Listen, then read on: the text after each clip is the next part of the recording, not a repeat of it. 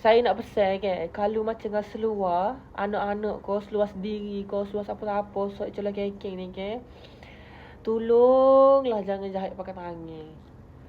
Sebab susah aku nak buka pula. Sohal pula lah. Benda boleh cah murah tiba-tiba kena cah mahal. Sebab apa? Sebab nak buka tu payah. Kalau jahit pakai tangan sekali dua tak apa lagi. Ni enggak sampai 4, 5, 6 belah kali duduk mus kat tular. Sohal pula nak kena tetah. Mana-mana tukar jahit pelagu tu sama.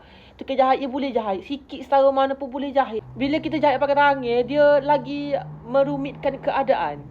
Menyusahkan tukar jahit lagi. Tahu dia nak jahit. Benda tu mudah sebenarnya. Tiba-tiba bila jahit pakai tangan, jadi kau susah.